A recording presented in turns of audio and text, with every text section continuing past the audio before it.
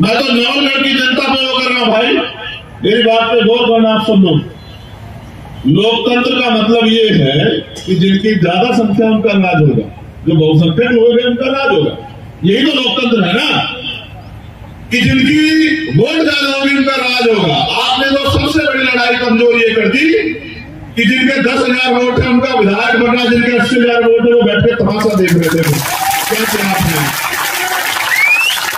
मैं ये नहीं कह रहा कि दूसरे लोग नहीं बन, सब बन सकते हैं, लेकिन आप ये बताओ, अगर दुश्मन के हाथ में औजार दोगे तो आपका इलाज करेगा नहीं करेगा बताओ? अब आज उसी के लिए तो परेशान हूं मैं वापिस आता हूं। मैं जब आ रहा था, हमारे साथी यहां से भी कह रहे थे, एक साथी हमारे बड़ी अच्छी बात की, उन्होंने ये कह देंगे कि संविधान बाबा साहब ने नहीं लिखा है। संविधान तो क्या नाम बता उनका? भैया छोड़ो, वीरवार को बताओ। सुनो, बाबा साहब अम्बेडकर की औलादे जिंदा है, इतिहास नहीं भूगोल में बदलता है। भूगोल ऐसे गुंडे मवाली बहुत देखे हमने, समझ रहे हो?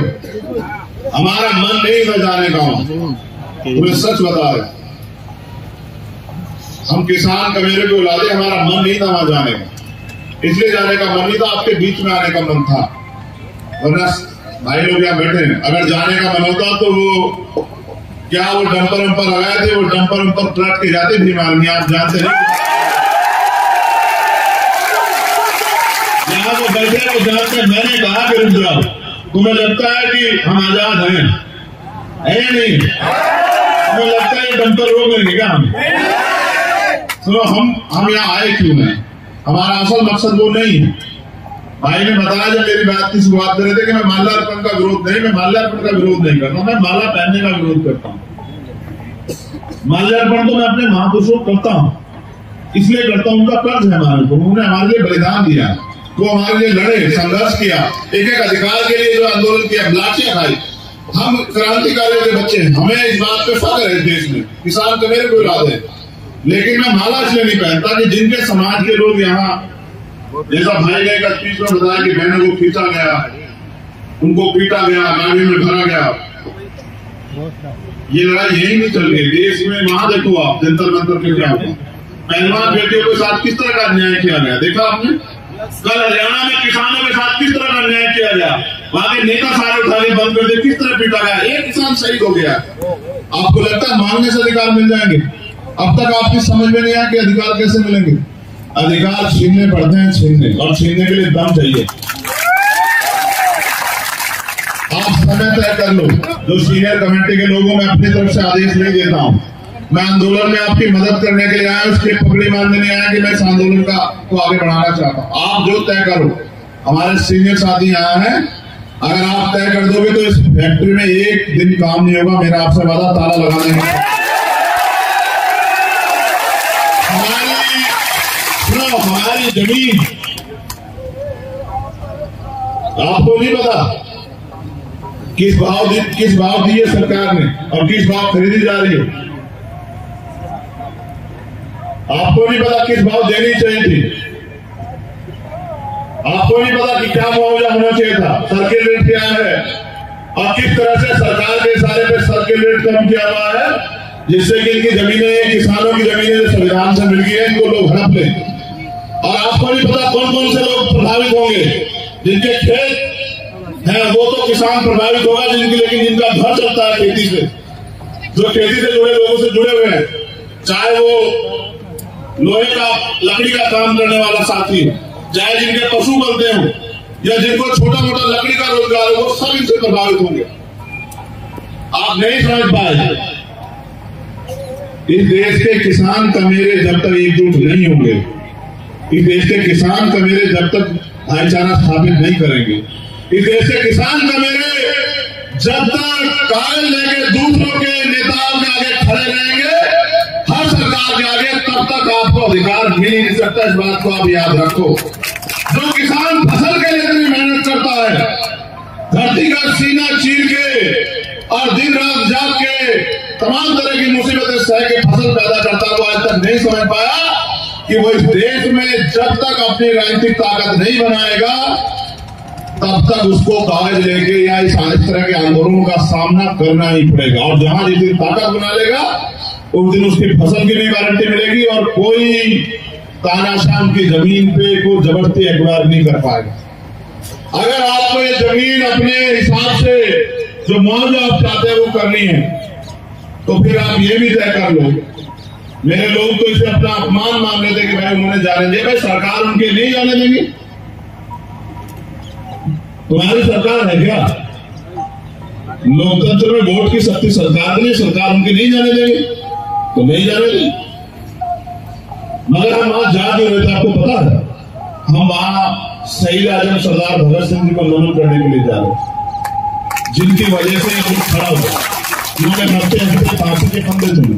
हम बाबा साहब अम्बेडकर जिन्होंने संविधान लिखा, आज ये जो इस सरकारी इंस्टीट्यूशन, पुलिस के लोग हो, ये प्रशासन के लोग हो, ये एमपी बनते जिनकी वजह से बने संविधान की, जिन्होंने उनको लिखा उनको नमन करने जा रहा। हमारा अपमान थोड़ा किया, इस देश के उन महापुरुषों का अपमान किया जिन्होंने इस देश के लिए बलिदान दी। क्या ये अपमान हमारे लोग भूल जाएंगे क्या? आप बताओ, क्या भूल जाओगे अपमान? इस अपमान का बदला कैसे लोगे? इस अपमान का बदला किसान का मेरे जिस वोट की शक्ति से, वोट की चोट से लेने काम करेंगे। जो लोग हमें आज बाबा साहब की मूर्ति नहीं छूने देंगे, विधानसभा की पैड़ी भी नहीं कर पाएंगे। मेरी बात को न हमारी पुलिस से कोई लड़ाई, न हमारी प्रशासन से कोई लड़ाई, हमारी लड़ाई है अधिकारों की। और मैं यहाँ हमारे जिम्मेदार लोग बैठे हैं, कमेटी के लोग, मैं उनसे को आश्वस्त करता हूँ कि देश में जहां भी अन्याय होता है वहां भीम आर्मी के लोग सीना तान के लड़ाई लड़ते हैं। जहां भी बहनों का अपमान होता है सीना तान के लड़ाई लड़ते हैं और किसी कीमत से नहीं चूकते। यहाँ जहाँ किसान सुनहरे की लड़ाई हो उस लड़ाई को भी लड़ते हैं। हम आपकी इस लड़ाई में आपके साथ हैं। आप समय तय कर लो, अगर आज तय करोगे तो यहाँ की कमेटी आज तय कर लो, आज लगा देंगे ताला, कोई फर्क नहीं पड़ता। हमारे लिए कोई काम ज्यादा जरूरी नहीं, आपकी बात से। और अगर जिस दिन आप तय कर लोगे इसके बाद उस दिन ताला लगवा लेना। ना हम ताला खोलने से डरते, ना ताला लगाने से डरते। हम तो एक बात से डरते हैं कि किसान को मेरे बोलना कब सीखेंगे, ये अपनी ताकत को पहचानना कब सीखेंगे, ये अपने दोस्त और दुश्मन को पहचानना कब सीखेंगे। लगाते रहो नारे, उठाते रहो झंडे और अपने लोगों के साथ होने वाले अन्याय पे नारेबाजी और झंडे प्रदर्शन करते रहो। या फिर तुम पे मौका आएगा, मैं तुम्हें सिर्फ सिखा सकता हूँ, तुम्हारी उंगली नहीं पकड़ सकता हूँ। तुम पे मौका आएगा अपने साथ हुए कि अन्याय का जवाब वोट की चोट से देके इनको बताना कि अगर हम बना सकते हैं। किसान समझते हो, किसान फसल उगाना जानता तो काटना भी जानता है ना, जानता नहीं जानता बताओ। अगर हम फसल लगाना जानते हैं तो फसल काटना भी तो जानता है। ये तो हमारा लगाएगा पेड़ है जो आपको दुख दे रहा है। इसको सबसे पहले किसने लगाया? हमारे लोगों ने बनाया ना, बनाया नहीं बनाया? हमारा था कि हमारी जिंदगी हमें मैं आऊं, देखो क्या की बात होगी। हमारे लोग ना बनाते तो बन जाता है विधायक। हमारा लगाया पेड़ है, हमने दी ताकत और हम ही काटे। इस बार ये भी याद रखना, इस बात को अच्छी तरह से कि आज के बाद कोई, कई मामले मेरे सामने आ गए, आज के बाद कोई जो है विधायक और एमपी, कोई मंत्री किसी किसान की जमीन पे गलत नजर नहीं उठाएगा और किसी गरीब की बच्ची की तरफ आंख उठा के नहीं देखेगा। हम सब जान रहे हैं उनके कर्मों को यहाँ, लेकिन मैं आपसे कहना चाहता हूँ सिर्फ नारों से काम नहीं चलेगा भाइयों। बहुत कम समय बचा, जैसे ये आंदोलन हो रहा है, अपने आंदोलन को मजबूत करो और इसके बाद गांव गांव गली जाके समाज को जागरूक करो। हमारे महापुरुष जिनके बारे में हमारे साथियों ने कहा, माननीय काशीराम साहब कह गए कि वोट की रक्षा ऐसे करो जैसे बहन बेटी की रक्षा होती है, और बहन बेटी की रक्षा ऐसे करो जैसे जमीन की रक्षा की जाती है। जिस तरह से बहन बेटी की रक्षा के लड़ते हैं, इस तरह से अपनी जमीन के लिए भी लड़ो, चाहे कोई कीमत चुकानी पड़े। किसानों का इतिहास रहा है कि उन्होंने अंग्रेजों के दांत खट्टे किए, वो इनके भी दांत खट्टे कर देंगे। और मैं आपसे कहना चाहता, अधिकार मांगने से नहीं मिलते, मांगने से भीख मिलती है। अगर अधिकार चाहिए तो छीनना शुरू करो, क्योंकि समय ज्यादा हो रहा है और मैं जानता हूं आपको जाके अपने घरों के काम भी करने हैं। लेकिन क्योंकि जिन्होंने मुझे बुलाया, मैं चाहता हूं मैं उनको भी सुनूं कि वो इस आंदोलन को कैसे आगे बढ़ाना चाहते हैं। उनके मन में यहाँ के किसानों के लिए, कमेरों के लिए, मजदूरों के लिए क्या इच्छा है और वो कैसे चाहते हैं कि इन किसानों का हल हो। फिर जैसे मैं उनके आज के बुलावे पे आया, मैं उनके साथ रहूंगा और मैं उनसे कहना चाहता हूं कि जब आप तय कर ले मन में कि इनके न्याय की लड़ाई को जमीन पर मजबूत करना, आप हमें बता देना। हम और हमारे सब साथी अपनी पूरी ताकत से इस लड़ाई को मजबूत करेंगे। बस आखिरी बात आपसे कहनी, उठो, जागो, पहचानो, संघर्ष करो, अपनी ताकत को एकजुट करो और फिर आगे बढ़ो। वक्त आने वाला वक्त आपका है तो कोई नहीं रोक सकता, क्योंकि आज अगर कोई लड़ रहा है तो वो आप हो, और जो आज लड़ रहा है वो कल का जो है वो लड़ाका कल का ताकतवर बनेगा। जो ताकतवर बनेगा वो अपने लोगों के लिए काम करेगा। साहब ये कहा करते थे कि वोट अगर इनको दोगे तो उनके लोग ताकतवर होंगे, और वोट अगर उनको दोगे तो उनके लोग ताकतवर होंगे। अगर वोट अपने लोगों को दोगे तो आपके लोग ताकतवर होंगे। जब आपके लोग ताकतवर होंगे तो आपके काम करेंगे, आपके लिए खड़े रहेंगे। फिर अच्छा सोचो, यहाँ अगर हमारा व्यक्ति ताकतवर होता तो क्या यहाँ के सीओ साहब मुझसे कहते कि भैया वहां मत जाओ, उधर परमिशन नहीं है। क्या मुझे परमिशन मांगनी पड़ती? तो मेरी परमिशन तो आप डिनाई करवा रहे हो। आप ताकतवर बन जाओ, मेरी परमिशन खुद में खुद हो जाएगी। ठीक है, बहुत बहुत धन्यवाद।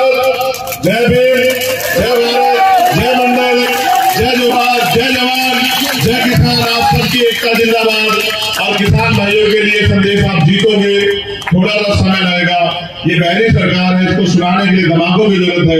आज के दिमागे से सुधर गई तो ठीक है, नहीं तो जब कल ताला रहेगा तब सुधरेगी।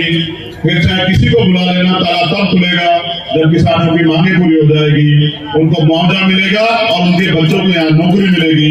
ये जमीन हमारी है, इन पे अधिकार हमारा है, इन पे नौकरी हमारे बच्चों को मिले और हमारे उचित मुआवजा मिले। मैं इस मांग का समर्थन करता हूँ। धन्यवाद।